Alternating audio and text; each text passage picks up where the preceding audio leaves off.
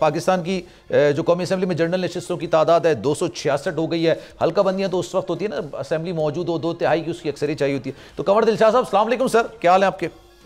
वालेकुम सलाम, बताएं सर। कंवर दिलशाह साहब ये बताइएगा, ये जो हल्का बंदियों की मंजूरी दे दी गई है इसकी आईनी और कानूनी हैसियत क्या होगी? जब इलेक्शन हो जाएंगे और असेंबली वजूद में आ जाएगी तो उसको कवर मिलना चाहिए या नहीं? इलेक्शन कमीशन ने जो इब्तदाई तौर पर हल्का बंदी की है ये गैर हतमी है। ये तजावीज अपने जो वोटर हजरात हैं या जिन्होंने कौमी या सूबाई असेंबली के इलेक्शन लड़ने जो उम्मीदवार है उनके तजावीजें जो है वो भी तलब कर ली गई हैं। उन्हें अगर एतराजात हैं तो अपने नक्शों के साथ पूरे फुल दलाइल के साथ इलेक्शन कमीशन को भिजवा दें। तो फिर बाकायदा इलेक्शन कमीशन का फुल बेंच जो है 5 रुकनी, जिसमें चीफ इलेक्शन कमीशन भी शामिल हैं, वो उनकी हेयरिंग करेगा। बाकायदा वेबसाइट पर दिखाया जाएगा और स्क्रीन पर दिखाया जाएगा कि जो भी आप एतराजात करेंगे उसको हम अपने जवाब देंगे। ओपन बात होगी, कोई खुफिया नहीं है, ओपन है। अगर वो इलेक्शन कमीशन को अपने एतराजात मनवाने में कामयाब हो जाते हैं, दलाइल दुरुस्त साबित होते हैं, तो वो तरमीम कर लेंगे और उसको कबूल भी कर लेंगे। लेकिन इसके बावजूद भी अगर इलेक्शन कमीशन के फैसले के खिलाफ किसी को एतराजात बरकरार रहते हैं तो अदालतें खुद ही हैं, अदालतों में जाए, वहाँ जाके अपना हक की अपना अदालती के लिए कोशिश करें। लेकिन इलेक्शन कमीशन पाकिस्तान ने जो हल्का बंदियां की है, ठीक है, ह्यूमन एरर हो जाती है क्योंकि इलेक्शन कमीशन के अमले ने बनाई है। तो अगर किसी को एतराजात होंगे तो खुद कादिर खान मंदुखेल साहब भी कुछ कहना चाह रहे हैं। सर कुछ कहना चाह रहे हैं आप?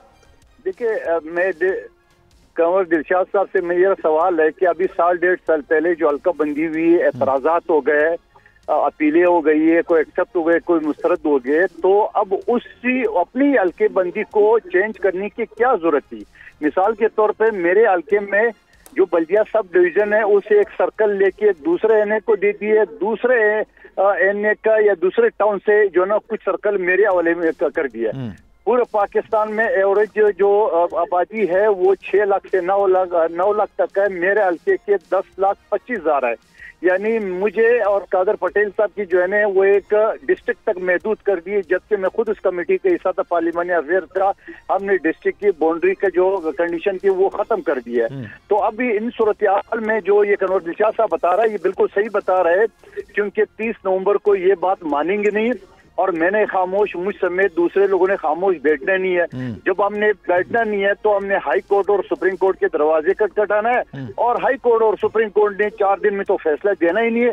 जब फैसला देना ही नहीं है तो इनका मकसद पूरा हो जाएगा, इलेक्शन वक्त नहीं होगा, 90 डेज। ये सारे हरबे इलेक्शन कमीशन, निगरान हुकूमत इलेक्शन को प्रोलॉन्ग करने के लिए करे। अदरवाइज 1.5 साल पहले इनका अपने हल्का बंदी को क्या जरूरत थी? अब कंवर दिलशाद साहब फरमाएंगे कि चूंकि मर्दमशुमारी हो चुकी है, और भाई मर्दमशुमारी के साथ साथ तो फिर सीटों को भी होना था, वहां तो असेंबली है ही नहीं है। और फिर फर्क क्या पड़ेगा? हल्का बंदी में ज्यादा से ज्यादा तादाद बढ़ेगा और तादाद हर हल्के का बढ़ेगा वोटर के लिहाज से।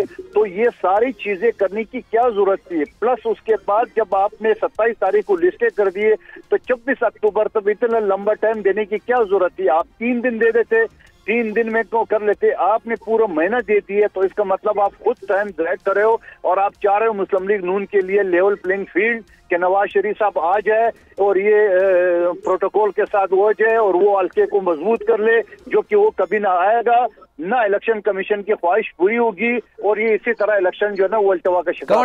कंवर साहब, ये मंदुखेल साहब ये कह रहे हैं कि जनाब आपने 30 नवंबर की डेट रखी, अब उसके बाद जिसको एतराज होगा वो अदालत चला जाएगा। अदालत 2 दिन के अंदर तो उसका फैसला करेगी नहीं, फैसला जब तक आएगा तब तक डेट निकल जाएगी, इलेक्शन डिले हो जाएंगे। और वो कह रहे हैं कि जनाब यही सारा प्लान नून लीग के लिए बनाया गया कि इलेक्शन डिले किया जाए। क्या कहेंगे? नहीं, इलेक्शन डिले नहीं होंगे, उनको तसल्ली दिलाएं। उन्होंने बाकायदा पूरा टाइम दिया है, उसके टाइम के साथ साथ वो तमाम जिसमें अदालती कार्रवाई भी मुकम्मल होने के बाद 30 नवंबर को इलेक्शन कमीशन जो है वो अपना एक गजट नोटिफिकेशन जारी करेगा, हातमी जो है। अभी तो पूरा अक्टूबर का महीना भी है, नवंबर तक भी आप अपीलें कर सकते हैं।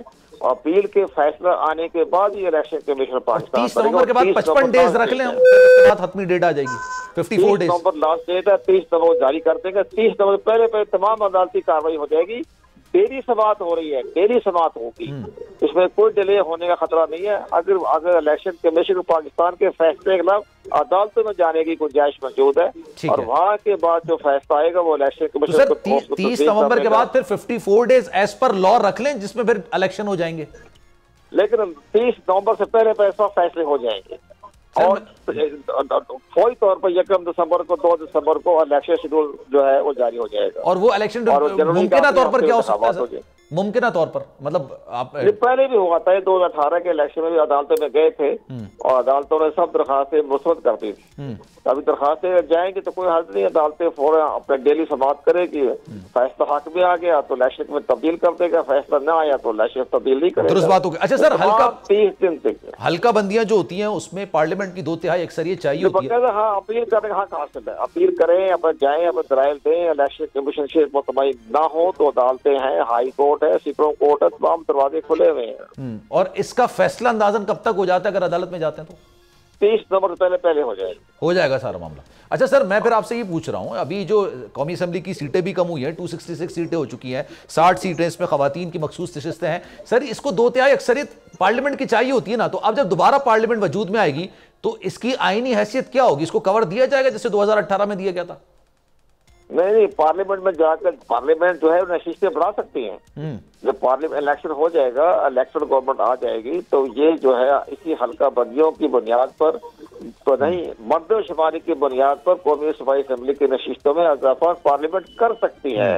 आइन के आर्टिकल 51 के तहत बाकायदा उनके इख्तियारात है, लेकिन चूंकि पार्लियामेंट नहीं है इसलिए कौमी असेंबली सूबाई असेंबली की नशिस्तें वही रहेगी जो 2018 में थी। तो सर इजाफी अगर नशिस्तें आएंगी, लेट सपोज अगर नई पार्लियामेंट वजूद में आती है, वो कहती है कि नहीं इजाफी नशिस्तें हों, उसके लिए फिर क्या मामला होंगे फिर दोबारा? नहीं, अब जो हुआ है ये इजाजत उसमें आईन ने दी हुई है कि जो अंदरूनी तौर पर सूबों के अंदर अगर कोई एडजस्टमेंट होती है तो वो इलेक्शन कर सकता है, लेकिन सीटों में इजाफा नहीं कर सकता। ठीक है, सूबों के अंदर एक जिले से निकालकर दूसरे जिले में। क्विकली 30 सेकंड्स है मेरे पास। सब्सक्राइब करें और बेल दबाएं ताकि कोई खबर रह न जाए।